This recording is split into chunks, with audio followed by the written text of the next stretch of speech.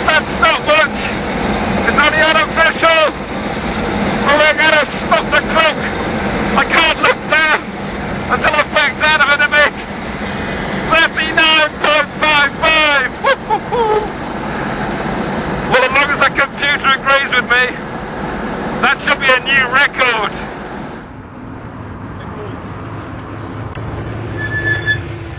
Average speed 183.0. You've done it.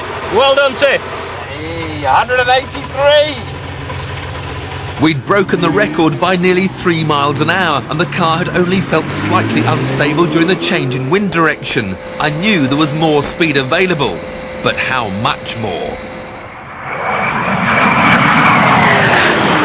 For the first time, I nailed the throttle to the floor in top gear.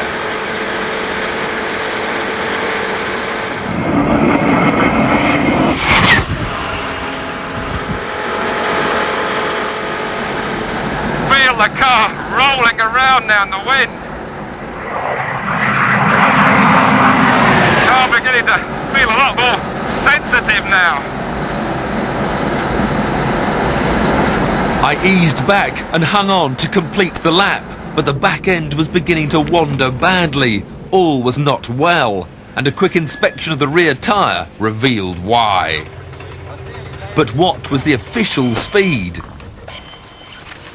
Average speed 195.3 miles per hour. Maximum speed 200.8. Well done, Dave. And the blisters on the tyre proved we'd reached the limit.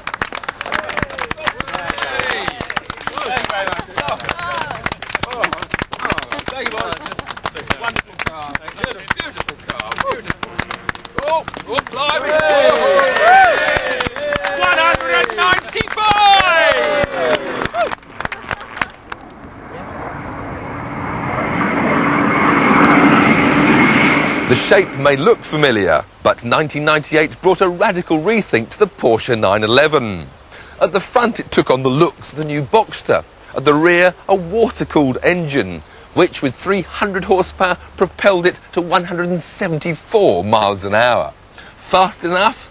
Well, not for racing, and Porsche enthusiasts love to go racing. So, as usual, they produced a stripped-out version, the GT3. And this time, Porsche have left a few luxuries behind.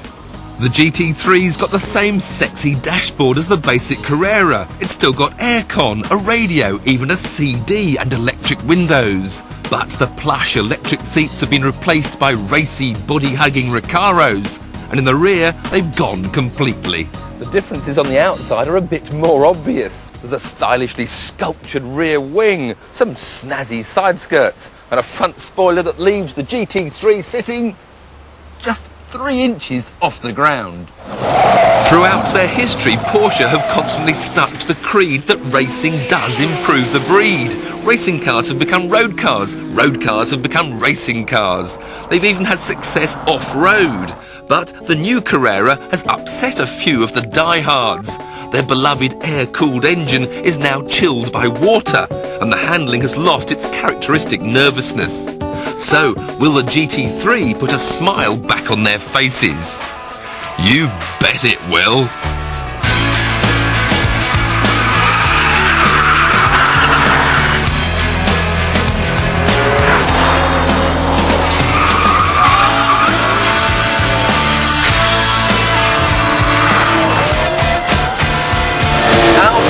The standard Carrera's flat 6 3.4 litre engine, and in has come a race-bred, non-turbocharged version of the 3.6 litre unit that powered Porsche's GT1 car, and with lightweight titanium conrods, there's now 7,800 glorious revs on tap. And when you get to that magic mark, you've got 360 horsepower under your right foot. But this GT3 isn't just about a 911 with a different engine. It's much more about handling, because the current car is criticised by some for being a bit too sanitised, a bit too understeery. Well, this GT3 has got pinpoint steering, you get straight into your apexes. But the trouble is, you don't have to worry a bit about the tail end, because if you give the throttle too much too soon, you get very sideways.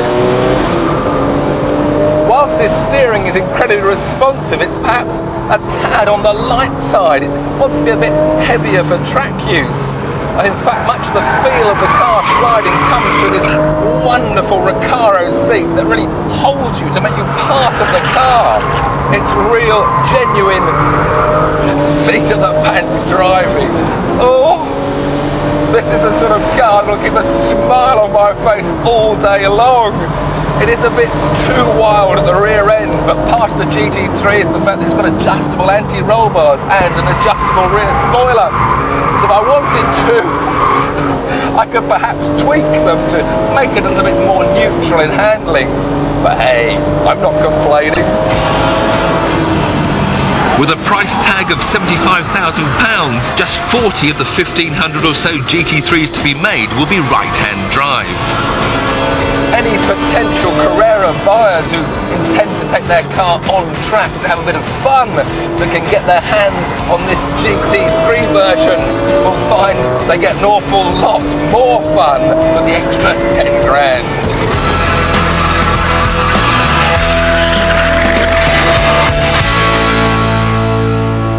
Of course, our tyre-burning collection wouldn't be complete without a Ferrari. They haven't always been as gorgeous as this 246 Dino, but there were no worries with the new 360 Modena.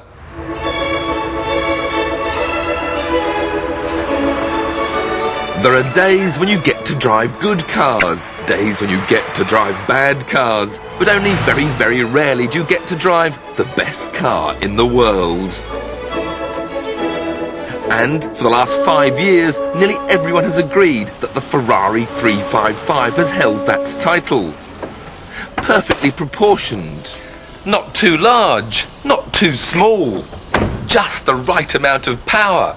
Beautiful to look at, and beautiful to drive. But now there's a new pretender to the crown. The Ferrari 360 Modena. And it's instantly more beautiful, even better proportioned, more powerful, and hopefully, if it's possible, even better to drive. Even before you drive off, just sitting behind this badge evokes memories of a motoring heritage like no other.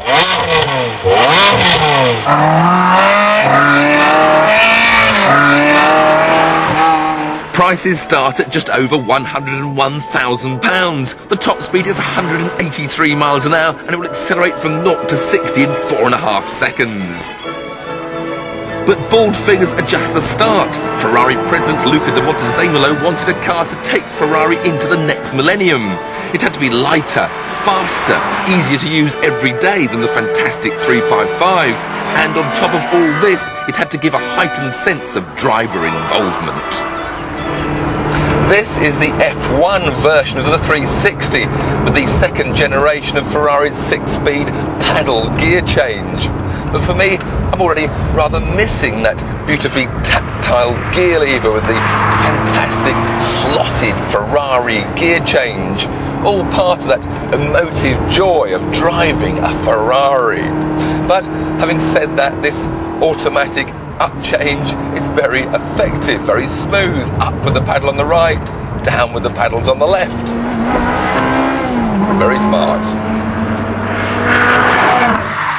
There's Formula One style technology in the engine as well, with a fly-by-wire throttle and reduced internal friction helping to boost the power of the 3.6-litre V8 to a magical 400 bhp. The 360 is also 80 kilos lighter, with aluminium replacing steel wherever possible and extruded sections forming the bulk of the chassis. There are beautiful castings where the suspension is fitted, and that's aluminium as well, with double wishbones both front and rear. And all that hidden beauty is matched by stunning looks. For me, the true measure of whether or not I like the shape of a car is if I want to wash it, and my 360 would be forever spotless. Styled by Pininfarina, it's a stunning riot of curves.